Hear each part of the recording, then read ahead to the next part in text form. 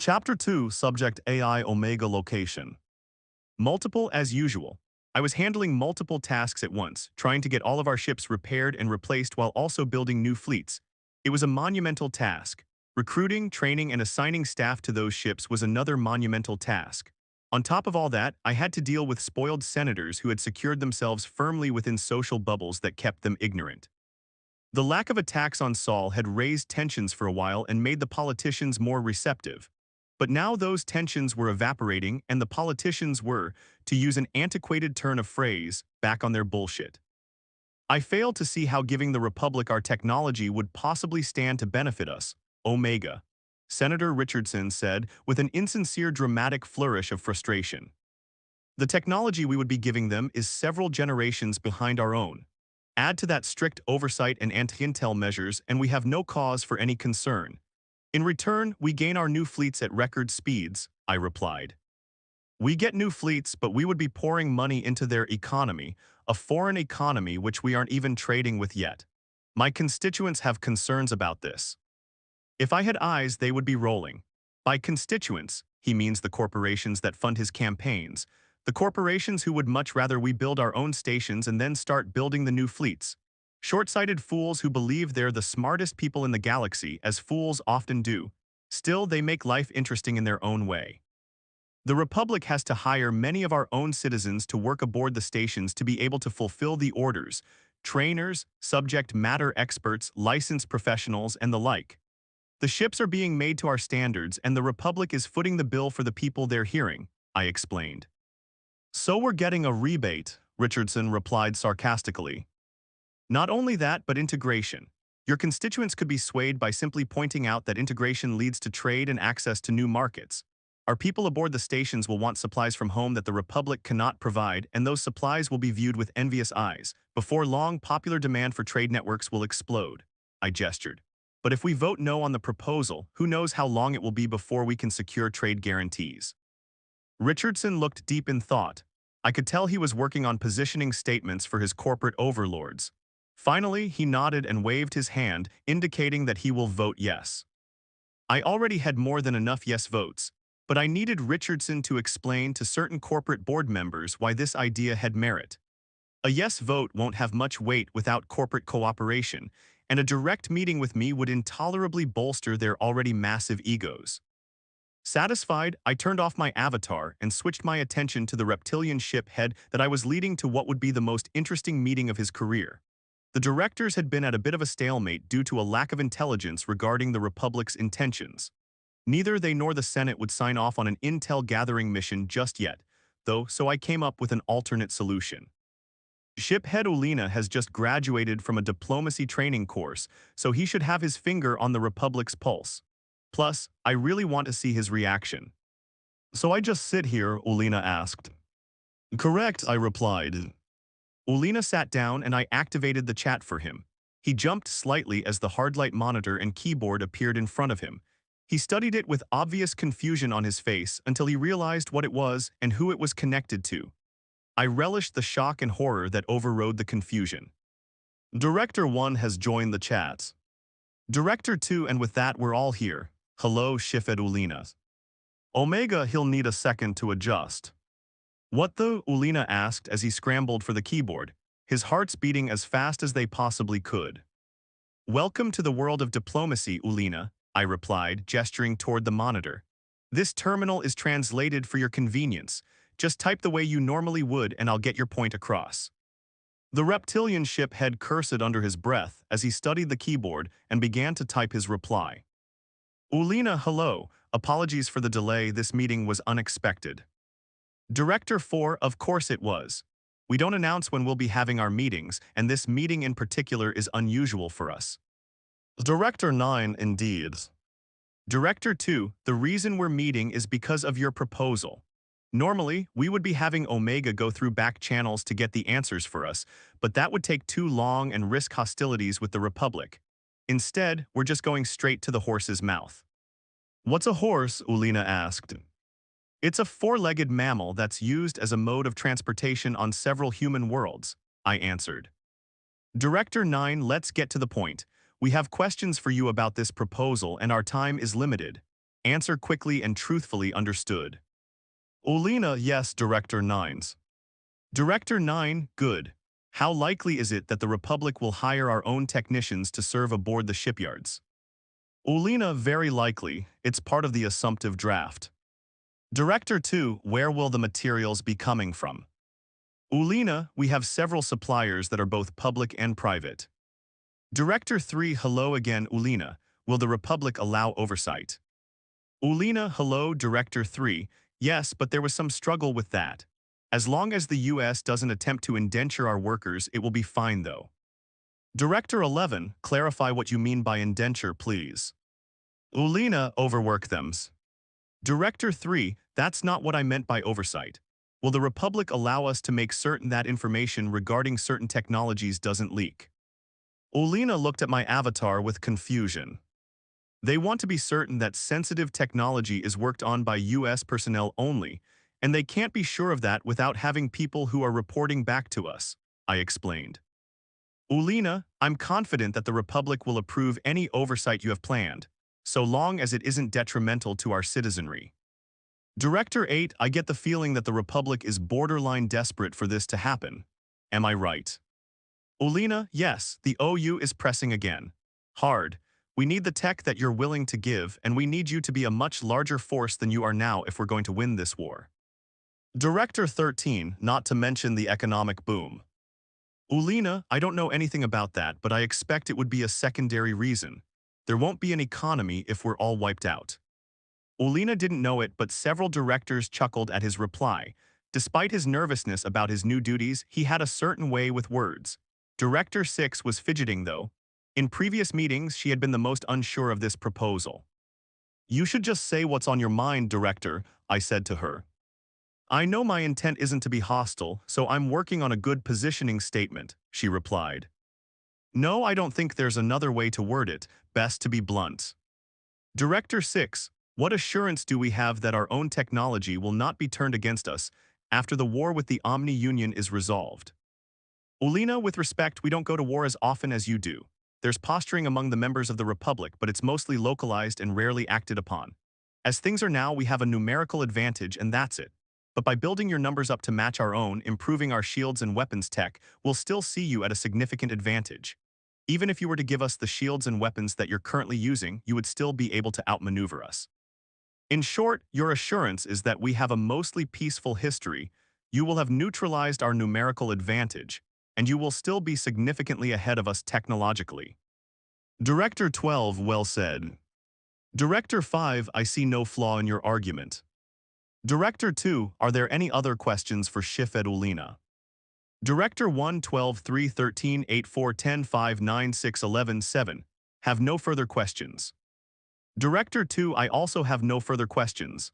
Shifed Olina, thank you for joining us, you are dismissed. The holographic monitor in front of Olina winked off, and the ship head visibly deflated in relief. After a few moments of silence, he turned to look at my avatar. Please don't do that again, he said. Meetings with the directorate are quite rare for someone who isn't a director, I explained. No promises, though. Tim is waiting outside to guide you to Reynolds. Oh, and don't tell anyone about this meeting, obviously. Olina looked defeated but managed to utter an acceptance before gathering his strength and leaving the room. I shut off my avatar and turned my attention back to the directors. Director 3, I concur. Director 9, I concur. Director 2, the proposal regarding the construction of new fleets will go ahead as outlined if approval by the Senate is obtained. The final agenda topic is Project Gungear. Director 8, funding has been cleared. Of the recommended researchers, I nominate AI Henry to lead the project. Director 2, any other nominations? Of course there won't be. Henry is extremely capable, so much so that even I rely on it. Henry was close to a solution to my infinite cloning issue and is still upset about me postponing the project.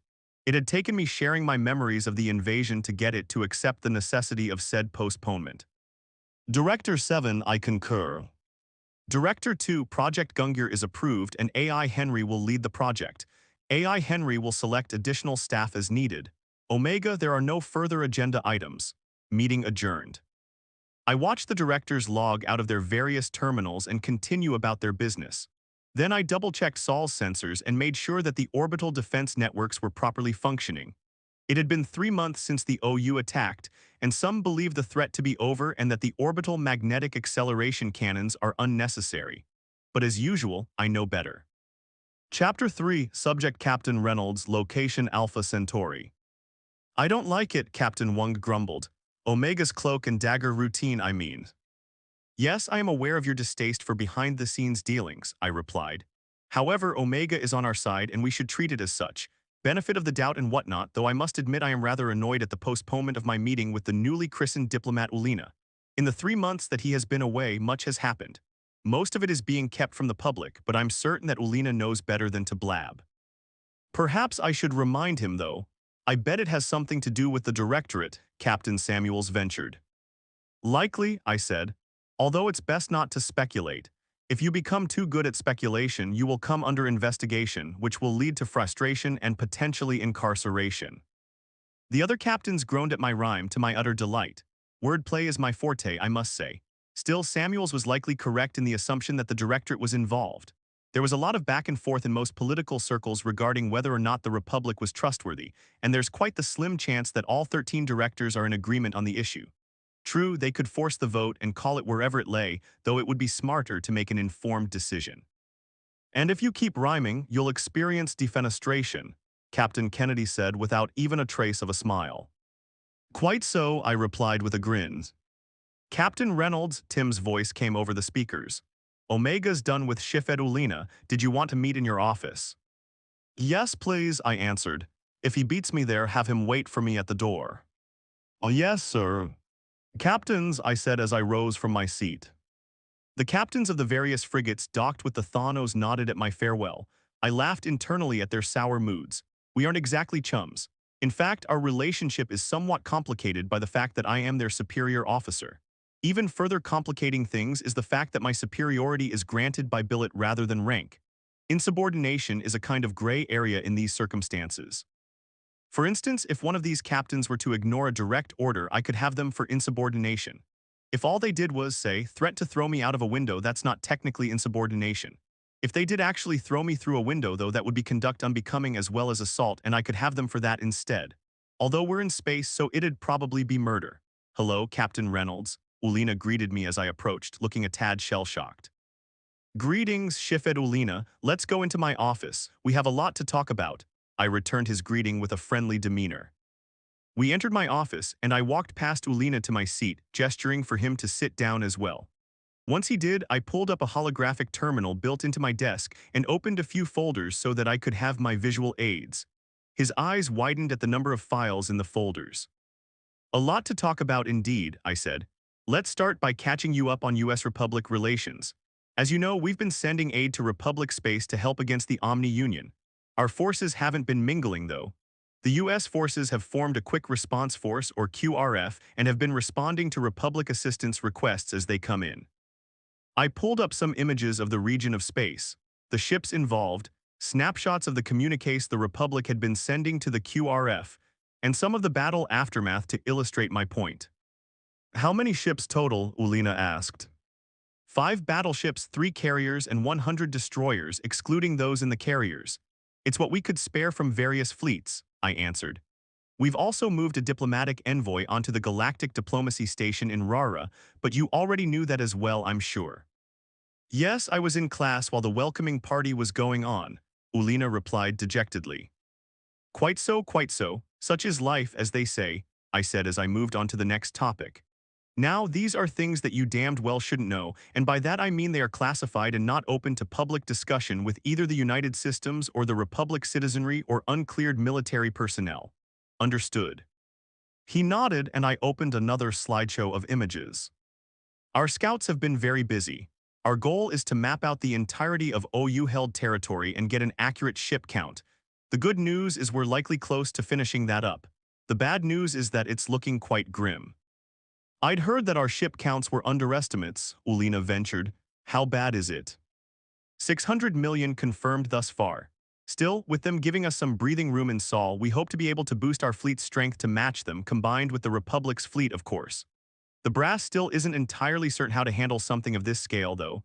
Some say that we should find a way to negotiate a peace. Others are convinced that we'll have to exterminate them, I explained. It will likely be the latter, Omega interjected, his avatar appearing between us on my desk. Apologies for the interruption, Captain, but we need to get moving, if you'd kindly give the order. Moving where? Ulina asked. Consider the order given, I said to Omega. That's another thing we need to talk about, Ulina. We've so far found 8 other species who are currently at odds with the OU. We don't yet have the ability to safeguard all of them, but there's 2 that are good candidates. They're putting up quite the fight, one near US space and another near Republic space. That's amazing, Ulina replied with widened eyes. Is that where we're going? Correct, we're going to introduce ourselves and offer aid to the one nearest the US. You'll be the Republic's representative on this mission. The Republic is doing the same for the one near their space, face with... I paused, looking up a name. Mr. Havencroft is our representative. Mr. Ulina asked.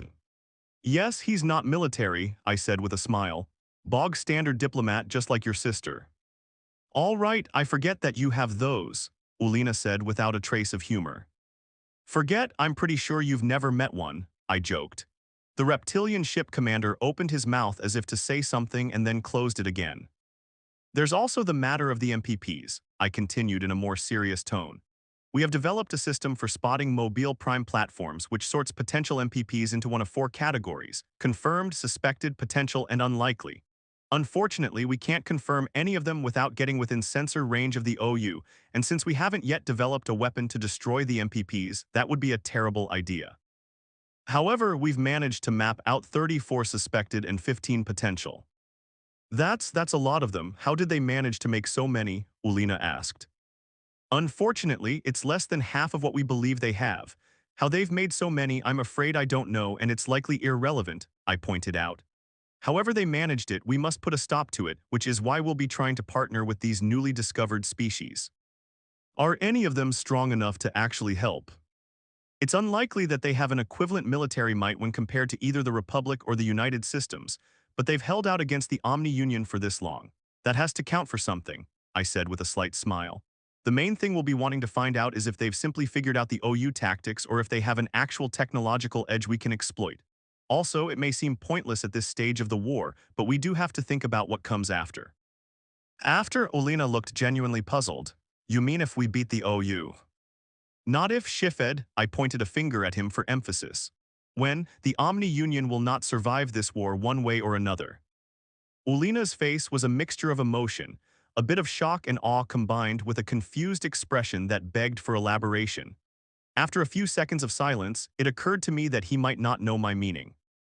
The United Systems is exploring last resort measures to make sure that if the Omni-Union takes us out, they go down with us while preserving as much of the galaxy as we can in the process, of course, I explained. Well, okay, I understand. Ulina's face betrayed concern. I'm guessing that's a human initiative. No, the Gaunt actually, I grinned. We do fully support it, however. What's this last resort going to look like? He asked. I have no idea, I explained. As far as I'm aware, it's still being brainstormed. The United Systems is confident in a total victory, but we're smart enough to have contingency plans in place just in case. You understand? Yes, I understand, Ulina nodded. So will the US be seeking integration with whoever we're about to visit? We will offer it but won't push the matter if they decline. We'd rather not have the situation with the Gaunt become a precedent for our future interactions with potential new members. Ulina visibly winced at this, which nearly made me smile. The Gaunt insurrections have long been a source of dark humor in the military of the United Systems, but from the outside looking in, I can see why the situation would be horrifying, which is also what made it as funny as it is. Don't be so serious, Ulina, Tim interjected. What's the difference between a Gaunt insurrection and your birthday, Captain Reynolds? I don't know, I lied. What's the difference, Tim? Your birthday only happens once a year. Ulina looked at me with a horrified expression as I disguised a chuckle with a cough. It took everything I had not to laugh at his reaction, though a few seconds of silence passed as I collected myself. What, you don't get it? Tim asked. The implication is that Gaunt insurrections happen multiple times per year, which, while factually inaccurate, is. That's enough, Tim, I interrupted. I assume you had something to report. Yes, sir, we've arrived at our destination and are preparing to make long-range contact. Protocol says that you've got to be on the bridge before we can, though. Understood, we'll be there in a moment, I replied. Well, Ulina, let's meet our new friends, shall we?